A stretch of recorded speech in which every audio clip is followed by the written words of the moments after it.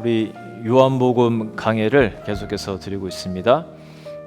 여러분 하나님께서 주신 말씀들을 그냥 이렇게 흘려보내지 마시고 최선을 다해서 마음속에 간직을 하시기 바랍니다. 요한복음 강해 1번, 2번 기억나시죠? 조금은 기억나시죠? 요만큼이라도 생각나는 거 뭐 단어 하나 이렇게 있으세요? 빛. 가짜 빛을 따라가지 말고 우리 김우선 성도님이 그 빛이 뭔지 아시더라고요. 뭐죠? 오징어 배 오징어 배에 있는 빛의 이름 아시잖아요. 집어등이라고 지난주 식사할 때 알려주시더라고요. 그게 그들에게 생명인 줄 알았는데 결국은 인생을 파멸시키는 그런 빛이 집어등입니다. 세상에 가짜 빛이 많습니다. 그런데 이 요한복음을 통해서 인생의 참 빛이 무엇이냐를 알려주는 것이 이 요한복음서예요. 예수 그리스도 갈릴리에서 자라신 그 예수가 바로 우리가 기다리던 예수 그리스도 그 메시아다. 그것을 열심히 최선 다해서 알려주려고 하는 책이 바로 이 요한복음서입니다. 그러니까 우리가 예수님이 누구신지를 알고 싶은 사람들은 이 요한복음서를 읽어보면 좋습니다. 요한복음에는요 예수님의 기적이 쭉 나타나는데 몇 가지가 나타나냐면 총 7가지가 나타납니다. 요한이 이 7가지 기적을 딱 이렇게 선택한 데도 목적이 있다고 봅니다. 그 외에도 여러 가지가 있지만 숫자 7이 의미하는 것이 있습니다. 이 땅의 숫자는요, 이제 유대인들의 관점이에요. 이 땅의 숫자는 이제 4입니다. 동서남북해서 이제 4. 또 3은 하늘의 수입니다. 뭐 성부, 성자, 성령 삼일체도 있고 또 하늘 말할 때 그 세 개의 층이 있다고도 하고 하늘에 속한 것이 3. 그래서 3과 4가 더해져서 7이 되면은 이거는 이제 성경에서 완전수를 의미합니다. 그래서 예수님이 행하신 7가지 기적들을 쭉 보여주고요. 이제 표적이라고도 합니다. 사인. 이 사인을 우리에게 보여주는 이유는 이제 명확합니다. 오늘 우리가 아까 읽었던 그 다음 넘겨 주실까요? 그 다음 자 아니요 하나 위에 예수께서 이 첫 표적을 갈릴리 가나에서 행하여 그의 영광을 나타내심에 제자들이 그를 믿으니라라고 합니다. 이 표적을 우리에게 보여주신 이유는 그의 영광을 나타내시려고 하는 그런 뜻이에요. 이제 그 다음을 넘겨주시고 제목이 나오죠? 넘겨주세요. 그 다음 한 번 더. 요 좀 아까 우리가 읽었던 부분이고요. 요한복음 20장에서도 이렇게 기록을 합니다. 오직 이것을 기록함은 너희로 예수께서 하나님의 아들 그리스도이심을 믿게 하려 함이요 또 너희로 믿고 그 이름을 힘입어 생명을 얻게 하려 함이니라. 요한이 이 요한복음을 기록하고 특별히 또 여러 가지 7개의 그런 표적들을 기록한 이유 등이 바로 이겁니다. 예수께서 하나님의 아들 그리스도이심을 믿게 하려 함이라는 겁니다. 너희로 믿고 그 이름을 힘입어 생명을 얻게 하려 함이니라. 죽지 말라는 거예요. 잘못된 빛 쫓아가면서 그렇게 인생을 죽음으로 가지 말고 예수가 그리스도이심을 이 책을 통해서 깨닫고 알라라는 겁니다. 그리고 생명 대신 주님께 가라는 겁니다. 그래서 이 요한복음서를 그렇게 열심히 기록을 한 겁니다. 첫 번째 표적이 뭐냐면요, 가나에서 일어난 혼인 잔치입니다. 자, 이제 그 이스라엘이 이렇게 길다랗게 생겼다고 했잖아요. 밑에가 유대 이제 수도입니다. 그리고 중간이 사마리아가 있고 이제 북쪽에 그 갈릴리 지방이 있습니다. 여기 수도에서 볼 때는 이제 되게 시골입니다. 이제 북한 같이 남한 저 밑에 이제 부산이 있다면 저 위에 아주 먼 그 평양이나 그 위 정도 되는 거예요. 거리상은 더 이제 작지만요, 작은 나라니까 굉장히 이제 시골 지역에서 예수님이 그렇게 자라셨습니다. 태어나기는 유대 땅에서 태어났지만 자라기는 굉장히 시골 갈릴리에서 자라셨어요. 그러면서 거기서 요한복음 우리가 1장 중반부까지 보고 2장으로 이제 스킵을 해서 들어왔어요. 제가 이제 핵심적인 내용들만 전달하려고 1장의 후반부는 이제 넘어왔습니다. 거기를 잠깐 말씀드리면 예수님이 제자 6명을 이렇게 만드는 그런 과정이 나옵니다. 처음에 세례 요한의 제자였던 두 사람이 있는데 이 두 사람을 세례 요한이 보냅니다. 나보다 더 큰 스승에게 가서 배우라고. 그런 식으로 해서 두 사람이 예수님의 제자가 되고 그의 형제들이 또 제자가 되고 또 다른 제자 2명이 이렇게 예수님을 쫓게 되면서 총 6명의 제자가 생깁니다. 그리고 이제 2장으로 넘어오게 된 거예요. 그리고 첫 장면이 이제 이 가나의 혼인 잔치입니다. 가나라는 곳은 이제 갈릴리에 있는 이제 조그만한 지역인데 이 혼인 잔치가 누구의 혼인이었는지는 명확하게 나오지는 않습니다. 우리가 추측을 해보건대 요한의 이 글을 쓴 요한의 결혼식이었을 수도 있겠다라고도 보고요. 아니면 다른 이제 나다나엘이라는 제자의 결혼식이었을 수도 있겠다. 여러 가지 추측이 있지만 정확하지는 않습니다. 명확하게 밝히지는 않는데 이 혼인 잔치를 이제 첫 번째 기적으로 그렇게 베푸셨는데 문제가 일어납니다. 부잣집은 아니었던 것 같아요. 그리고 예수님의 어머님도 이 자리에 초청이 되어서 그냥 손님이 아닌 이 연회에 함께 같이 돕는 자로 있는 것을 봤을 때 친척 관계 내지 굉장히 밀접한 사람이었었던 것 같고 이 예수님의 부모님들이 부자가 아니었거든요. 그런 걸로 봤을 때 아마 이 혼주도 그렇게 부유한 집은 아니었을 것 같다라는 추측을 합니다. 그리고 예수님의 아버지 요셉은 여기에 등장하지 않아요. 그러고 보건대 아마도 요셉은 돌아간 시점이 아니었을까라는 또 그런 추측을 해볼 수 있습니다. 자, 그런데 이 결혼식장에서 굉장히 중요한 음식이 하나 있었습니다. 그것이 뭐냐면 포도주예요. 포도주. 포도주는 성경에서 이렇게 기쁨을 상징하는 겁니다. 그리고 그 이스라엘 사람들에게 거기에 가면 이제 많은 것 중에 하나가 포도나무가 있고 또 그 기름 뭐죠? 그 비싼 기름 있잖아요. 올리브유가 있고 그래요. 그래서 그들에게 있어서 올리브유와 포도주 그리고 빵 같은 것들은 그 풍요로움을 상징하는 것 중에 하나입니다. 그리고 잔치에서 이 기쁨을 상징하는 포도주가 떨어지게 된 겁니다.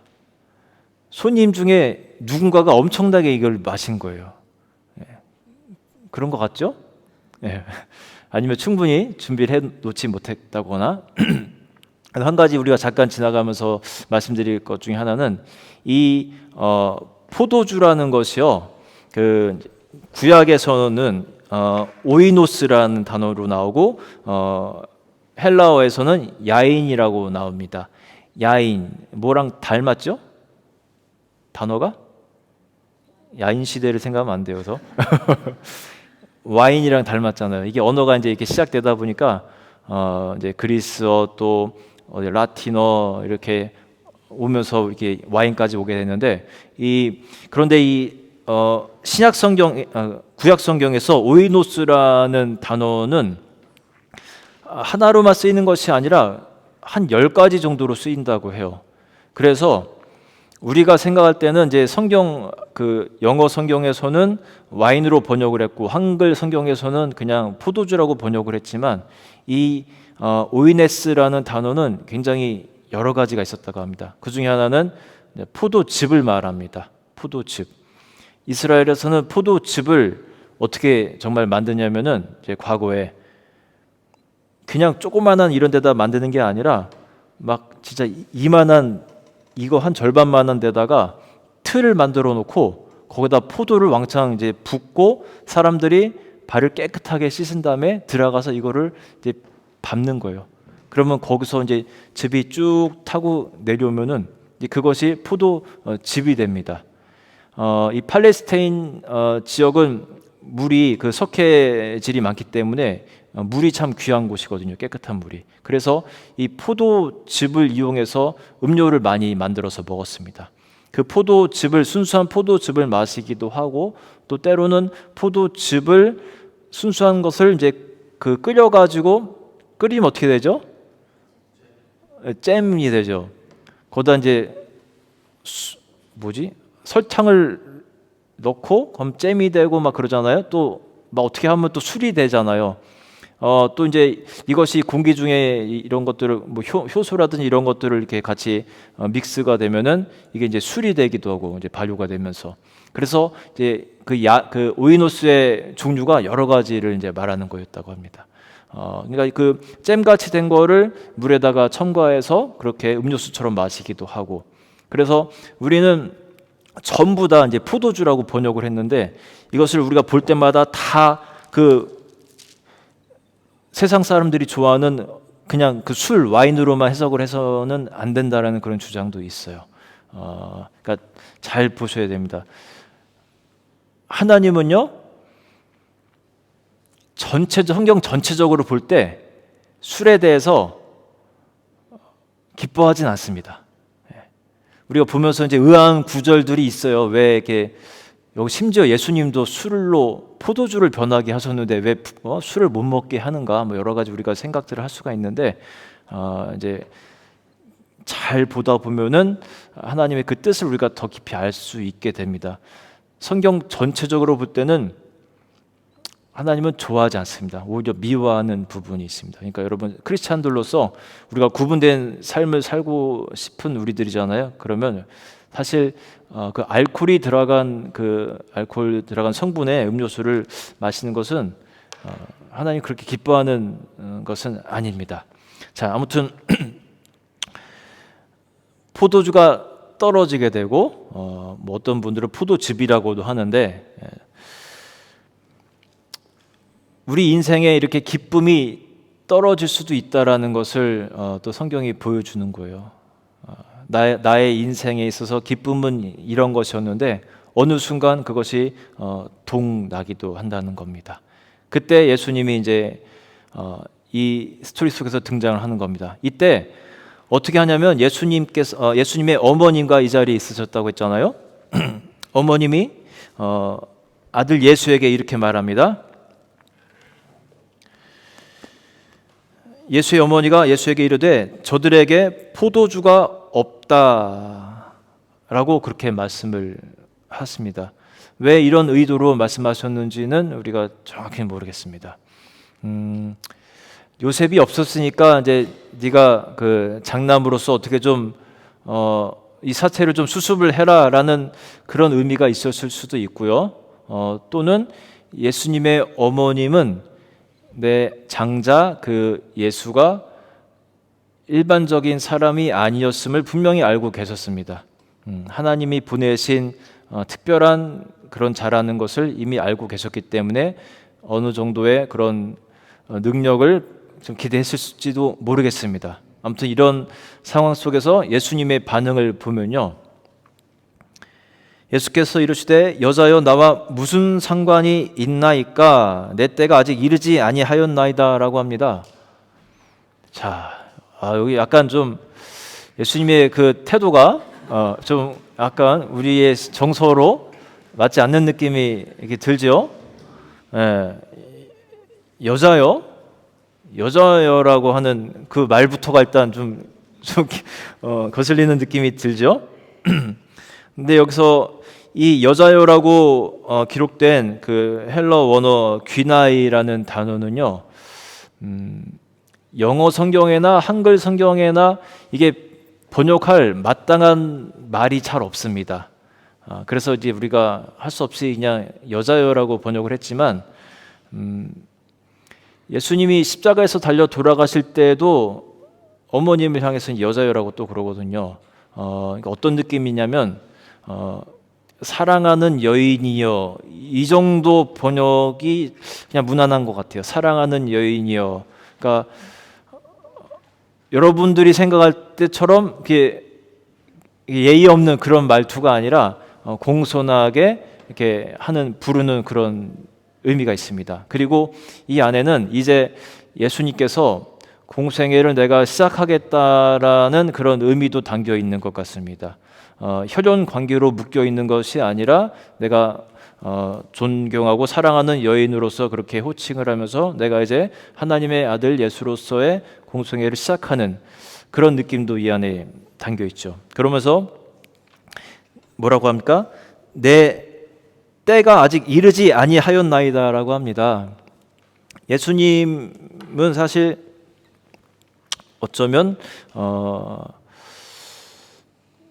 아직은 내가 그 그리스도로서의 뭔가를 하려고 했던 생각이 없으셨을 수도 있습니다. 보통 그 유대인들은 만 30세가 되면서부터 공적인 일을 하는 그런 전례들이 있거든요.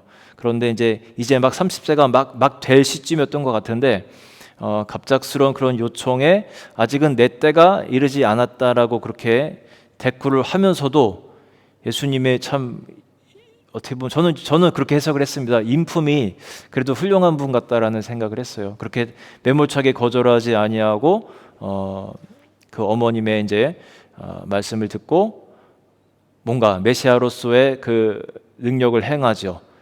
그리고 이 안에 이왕 하는 것 이 안에 많은 또 의미들을 담아냅니다.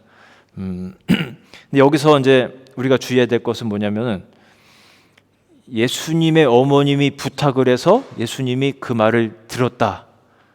그러니까 성모 마리아에게 권위가 있고 지금도 우리는 성모 마리아에게 가서 기도를 하고 그 기도를 성모 마리아가 예수님께 전해준다라는 식으로 그렇게 해석을 해서는 안 되는 거예요.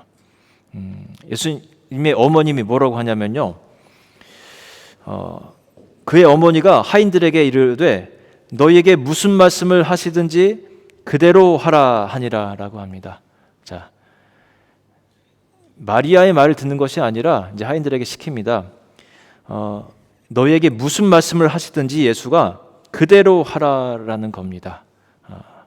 좀 아까 제가 때에 대해서 말씀드리면서 한 가지 말씀드릴 게 있는데 이제 성경을 보면서요, 우리가 얻을 수 있는 최대의 많은 은혜들을 우리가 이제 가지고 가자고요. 우리들은요,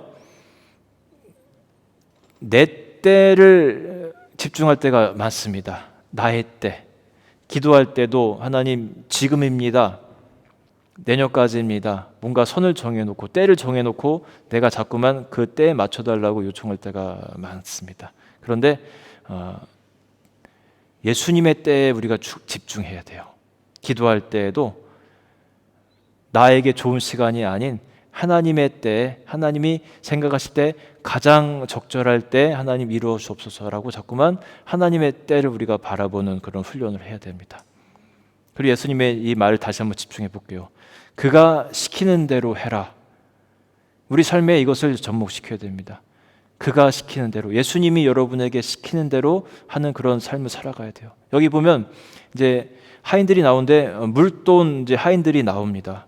그 하인들이 어떻게 하냐면요, 예수님의 지시에 즉각적으로 순종을 하는 것을 볼 수 있습니다. 토를 달지 않습니다. 예수님이 뭐라고 하시냐면요, 이제 6절에 거기에 유대인의 정결 예식을 따라 두세 통 드는 돌 항아리 6이 놓여 있는지라 라고 하는데 그 정결 예식을 따라 이제 돌 항아리가 6개가 있었다는 겁니다. 정결 예식이란 게 뭐냐면은 이제 그 혼례에 들어가기에 앞서서 손과 발을 닦아야 되거든요, 손님들이. 그래서 돌 항아리가 준비되어 있었던 겁니다. 이제 물을 아마 다 쏟는지 비어 있었던 것 같아요. 그 돌 항아리의 크기가 얼마가 되냐면은 두세 통 들어가는 돌 항아리. 한 통이 한 40리터가 됩니다. 그러니까 두세 통이라는 것은 한 100리터 정도가 되는 이만한 돌 항아리가 6개가 된다라는 겁니다. 그런데 그 돌 항아리가 6개 있었다라는 것은 이제 이게 뭘 보여주냐면 6이라는 숫자는 사실 유대인들에게 있어서 안 좋은 숫자거든요. 7은 완전 수인데 6은 아주 심지어 666이라는 숫자도 여러분 들어보셨죠? 그래서 아주 안 좋은 숫자인데 그 또 유대인의 그 정결 예식을 따라서 6개의 돌 항아리가 있었다라는 것은 이제 이 율법과 이것을 복음으로 채우시는 예수님을 이제 대조시켜 주는 것이기도 합니다. 그 빈통도 무거울 텐데 그 돌 항아리에 예수님이 뭐라고 하시냐면요, 항아리에 물을 채우라 하신즉 어떻게 합니까? 그 하인들이 아귀까지 채우니, 제가 하인이었으면 한 80% 채웠을 것 같아요. 이 무거운 거 이거 제가 볼 때 한 3-4사람이 하나씩 옮겼을 것 같은데 찰랑찰랑 할 때까지 물을 채워서 그대로 순종하는 겁니다. 돌아가는 그 느낌으로 볼 때 지금 어머님이 예수님에게 지금 와인이 없으니까 이것을 좀 어떻게 해라라고 그렇게 지시하는 것 같은데, 물을 채우러 가는 장면을 그 말씀 들으면서 그대로 순종하는 것을 볼 수 있습니다. 여러분, 때로는 우리 경험과 생각에 맞지 않는 예수님의 요청이 있을 수도 있어요. 논리적이지 않을 수도 있습니다. 네 인생을 향해서 아닙니다, 예수님. 일반적인 논리적으로라면 제가 이렇게 해야죠. 이 길을 가야죠. 이 선택을 해야죠. 그런데 예수님의 뜻은요, 때로는 또 많은 경우는 우리의 생각과 논리와 경험을 뛰어넘을 때가 있다는 겁니다. 그럼에도 불구하고 이 하인들이 말씀에 순종했을 때 역사가 일어납니다. 또 언제 역사가 일어나는지 아세요? 또 문제가 발생했을 때 가만히 있지 않고 부탁해야 됩니다. 부탁. 예수님의 어머님이 그랬던 것처럼 우리 인생에 얼마든지 여러 가지 문제가 발생할 수 있습니다. 그럴 때 우리가 예수님을 찾아가야 되는 거예요. 우리는 자꾸 다른 방법을 찾으려고 합니다. 부모님 찾아가죠, 보통. 돈 떨어지면. 우리 학생들 어때요? 돈 떨어지면 누구 찾아가죠? 전화 누구한테 합니까? 메시지 누구한테 보내요? 어머니, 아버지에게 갑자기 한 달 만에 전화를 하면은 이 자식 돈이 없구나.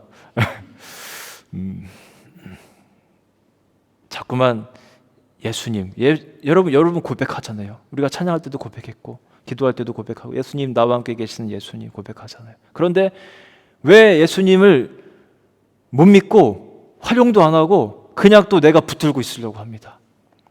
제가 한 2달 전에 이제 신년성에 준비한다고 그랬잖아요. 그런데 더 큰 일이 났습니다. 제가 이제 그 책임자 중에 한 사람인데 이 비용이 너무 많이 부족해졌어요. 많은 사람들이 이렇게 오게 되면서 원래 예상은 200명을 예상했는데 250명 정도가 오게 됐습니다. 굉장히 많은 퍼센티지가 늘어나면서 돈이 적습니다. 한국에서 돈을 이제 연회해서 지원을 해주는데 또 환율도 이게 유로 환율이 좀 작년보다 높아서 우리가 받을 수 있는 그 유로가 굉장히 적어졌습니다. 또 거기도 이제 어려운지 예전만큼 그렇게 후원을 안 해주세요. 지금 10,000유로 이상이 지금 부족한 상황이라 지금 시간이 얼마 안 남았는데 이거 여차하면 제가 제 주머니 털어야 되는 그런 상황이 올 수도 있어요. 정말 그렇게까지는 안 돼야 될 텐데 이때 제가 막 어떻게 되나 막 고민을 하다가 또 다시 기도하고 생각합니다. 내가 인간적인 자꾸 생각하고 방법을 찾을 것이 아니라 물론 기도 요청도 해야겠지만 먼저는 우선순위는 내가 하나님을 바라봐야 된다. 하나님의 일이지 이게 우선은 하나님의 일이잖아요. 내 일이 아닌 하나님의 일이기 때문에 하나님이 책임져 주실 것이다라는 그런 확고한 믿음을 갖고 접근해야 됩니다. 해주실까 안 해주실까? 이러한 막 불안한 마음으로 기도하면 하나님도 별로 기뻐하지 않으세요. 하나님이 분명히 해주실 것을 내가 믿습니다. 왜냐하면 이것은 하나님의 일이기 때문에.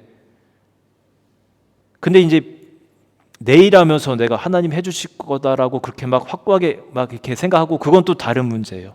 그러나 이것이 분명히 하나님의 비전이고 하나님의 일이라는 그런 믿음이 마음이 있다면 간구하고 믿으세요. 그것을 하나님이 기뻐하신다는 겁니다. 예수님의 어머니 또 돌 그 항아리 움직인 우리 하인들이 어쩌면 그런 마음이었을 수도 있습니다. 그렇게 돌 항아리를 옮겼을 때 어떤 역사가 벌어집니까? 우리 찬송 한번 같이 드려볼까요? 이거 기억나시나 모르겠습니다. 주일학교 성실히 다닌 학생들은 아시는 찬양이에요. 해보겠습니다.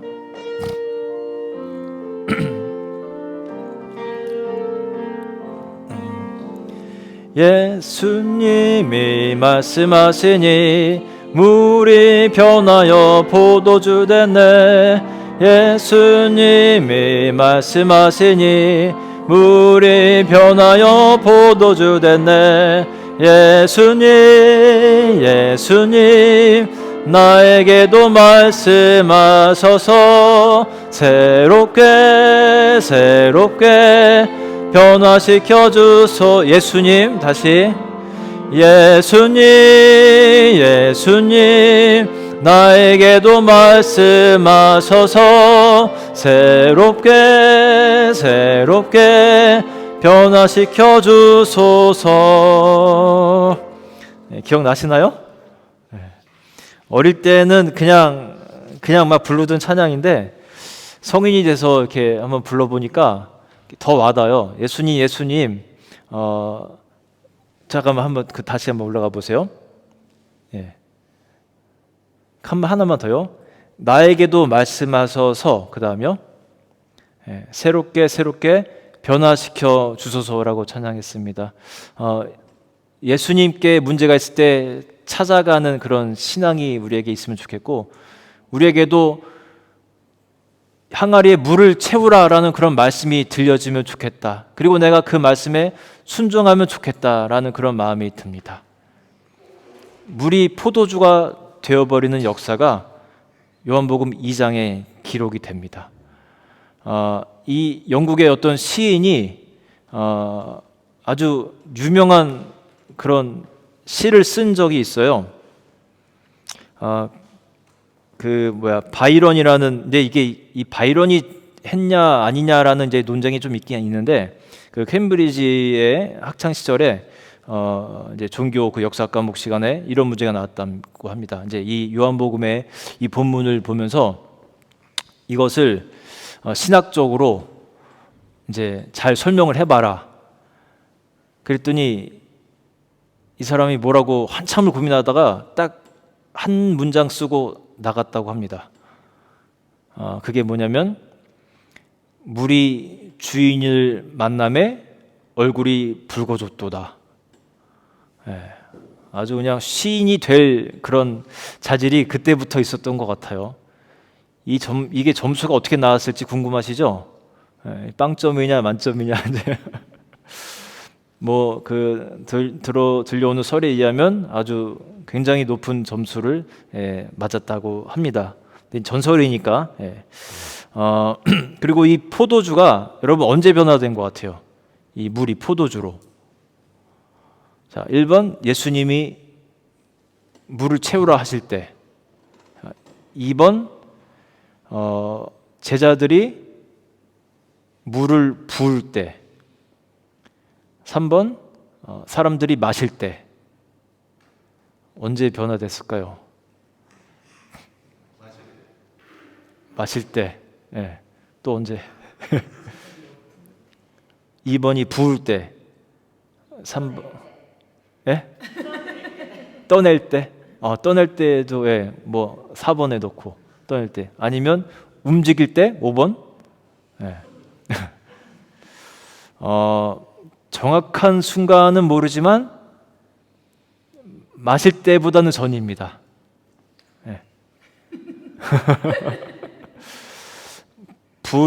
제 생각에는 나를 때 변했을 것 같아요. 나를 때.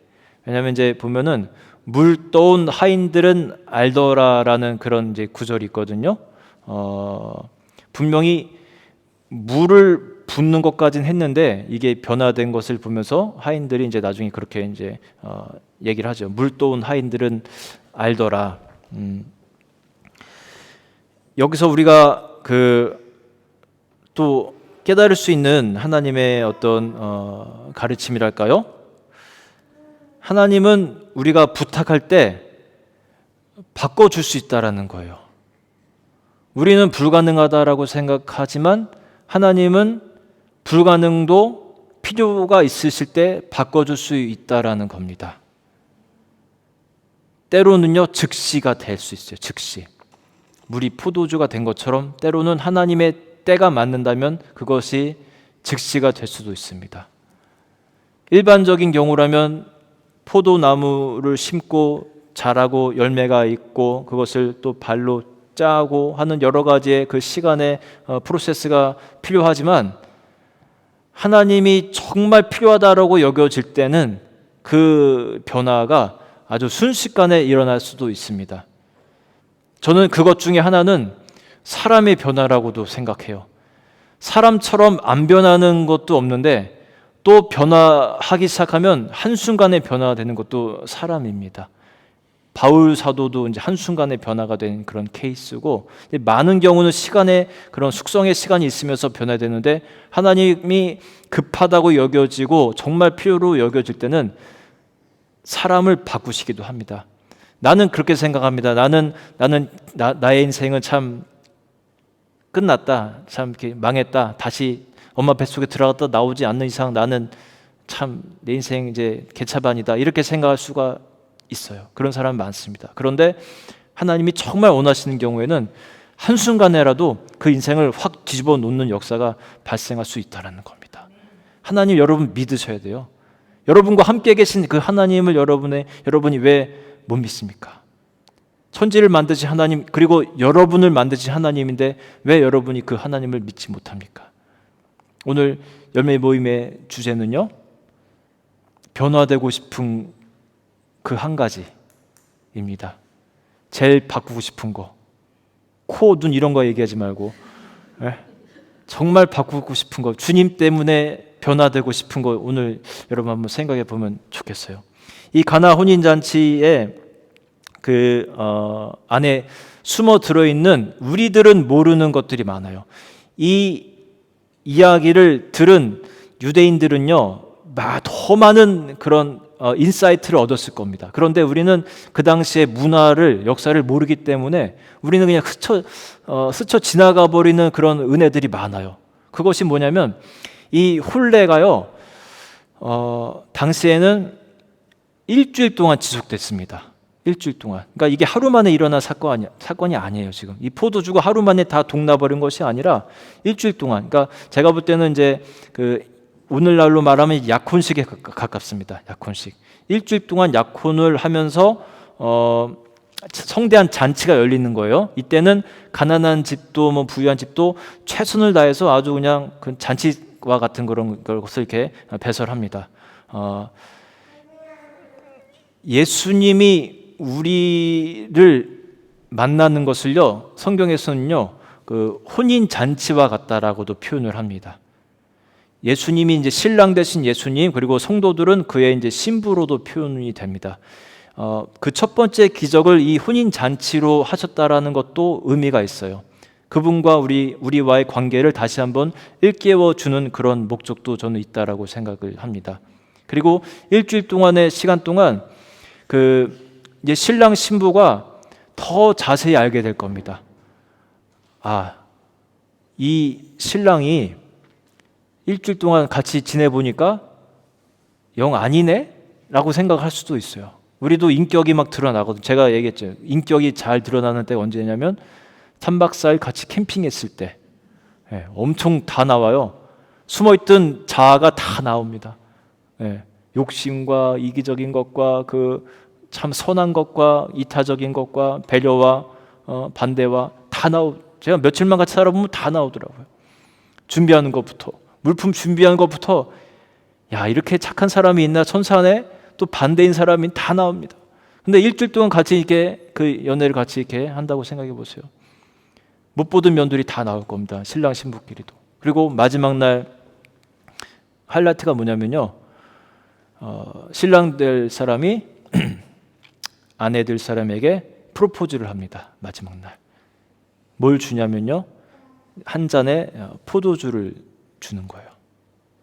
그러면 이 여인이 포도주를 받는다는 것은 내가 당신을 신랑으로 맞이하겠습니다 라는 사인인 거예요.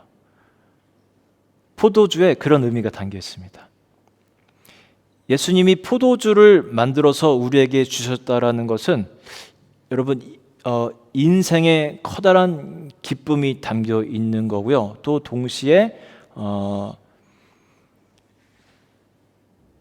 나에게 주는, 그 신랑으로서 주는 프로포즈와 같은 개념도 있습니다.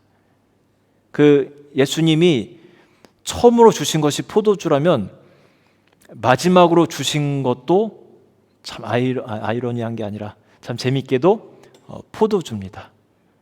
그 십자가에 달리시기 바로 전날 밤에 빵과 포도주를 주시거든요. 근데 그 중에서도 뭘 먼저 주시는지 아세요? 여러분, 성찬식 때 기억해 보세요. 뭐부터 받아 드시죠? 네, 빵.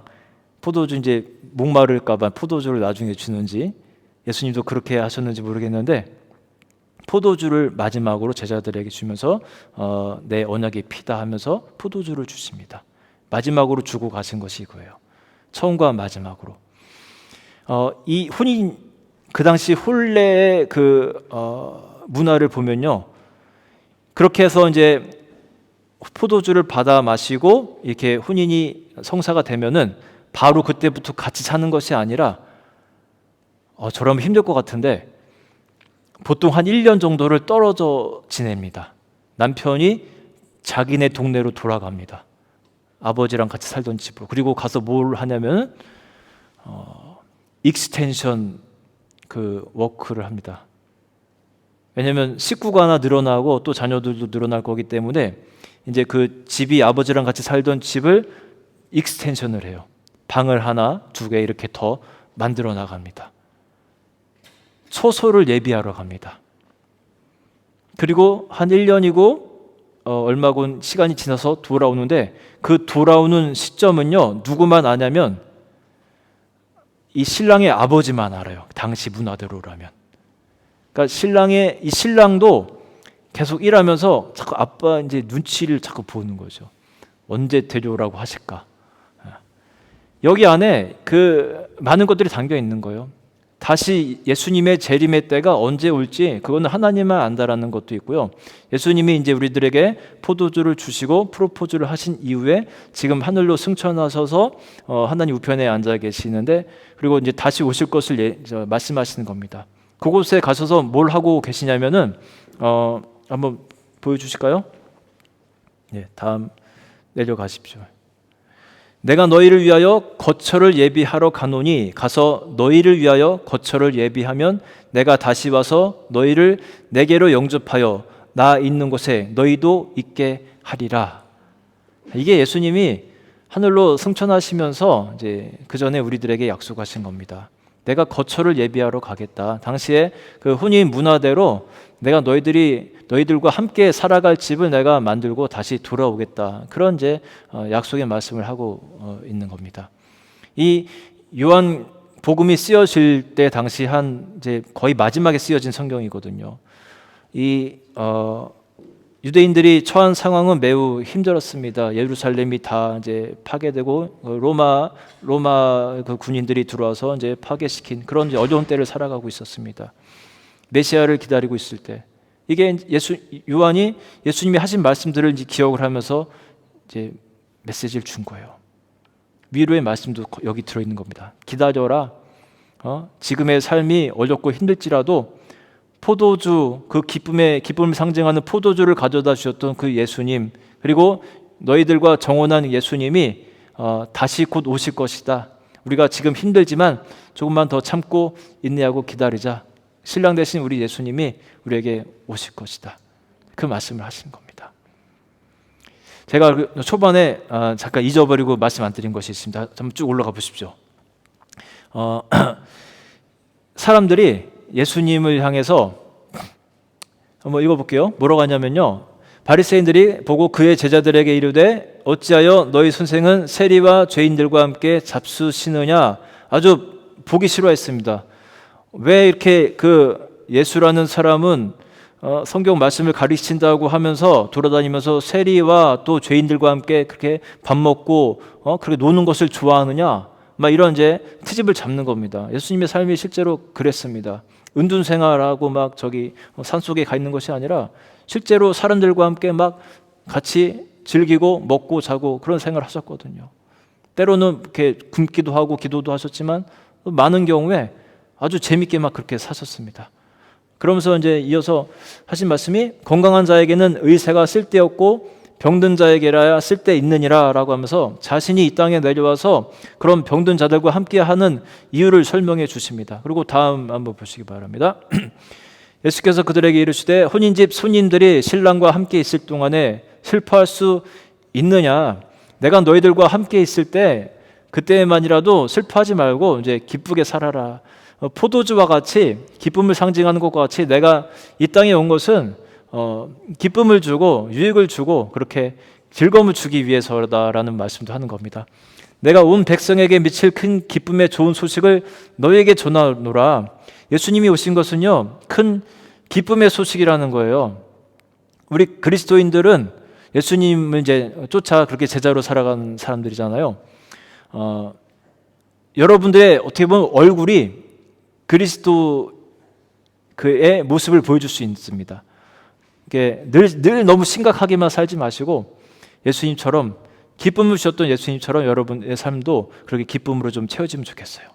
또 여러분과 함께 있는 사람들에게 여러분이 예수님과 같이 그런 기쁨을 선사하는 그런 존재가 되면 좋겠어요.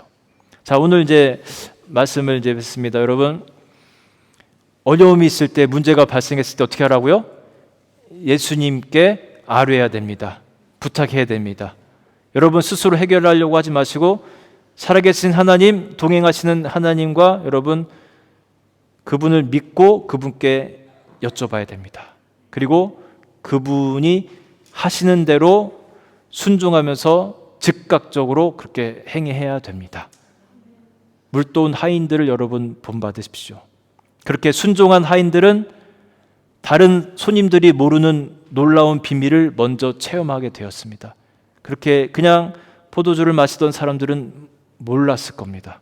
그런데 순종하고 아귀까지 물을 채웠던 그 물도온 하인들은 메시아의 그 사역을 눈앞에서 목격하게 되는 역사를 경험하게 됩니다. 자, 오늘 이 말씀 여러분 기억하시면서 여러분 삶에 분명히 다시 오시겠다고 약속하신 그 메시아 예수 그리스도 여러분 인내하시면서 기다리면 좋겠습니다. 아멘. 우리 같이 어려움이 있고 예상치 않은 일이 일어났을 때 우리는 그 문제의 해결점을 예수님으로부터 시작했으면 좋겠습니다. 우리의 습관이 잘못되었습니다. 사람을 먼저 의지하고 물질을 먼저 의지합니다. 어쩌면 그것이 내 삶의 신이 되어 있는지도 모르겠습니다. 내가 먼저 의지하는 것. 여러분 바꾸길 바랍니다. 내가 바꿀 때 참된 신이 누구이냐를 내가 바꿀 때 하나님도 우리의 삶을 바꿔주실 줄로 믿습니다. 하나님께로 나아갈 수 있는 우리 인생 되게 해달라고 함께 기도하겠습니다.